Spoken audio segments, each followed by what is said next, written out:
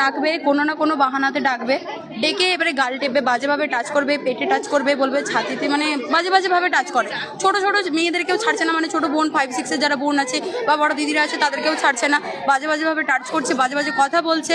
এই তুই ফাঁকে দেখা করবি, আমার সাথে না, তোর সাথে খুব দরকারি ইম্পর্টেন্ট পড়ার বিষয়ে কথা আছে, ফাঁকে দেখা করবি। কেউ যদি থাকে, যদি চলে যায় তখন বলবে এখন আসিস না, চলে যা, পরে আসবি, তোর সাথে দরকারি কথা আছে পড়ার বিষয়ে, এরকমই বলে। আসলে কিছুই থাকে না, পড়ার কোনো কথাই থাকে না, বাজেভাবে টাচ করে। এটা কতদিন ধরে চলছে? কয়েক বছর ধরে চলছে, এটা অনেক বছর ধরে চলছে।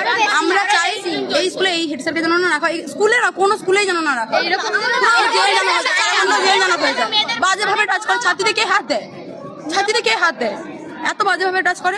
আমরা তো কোনো স্কুলে যেন না থাকে, তো আমরা আতঙ্কিত স্কুলে আসছে। আমরা তো তাহলে কোথাও সেফ না। আমরা আসি এখানে শিক্ষার জন্য, শিক্ষা অর্জন করার জন্য আসি, নিজের পায়ে দাঁড়ানোর জন্য পড়াশোনা করি। এটাও কি আমাদের সেফ আছে? আমাদের মেয়েদের কি কোথাও সেফ আছে? কোথাও নেই, রাস্তাঘাটে পথে ঘাটে কোথাও নেই, স্কুলেও পর্যন্ত নেই।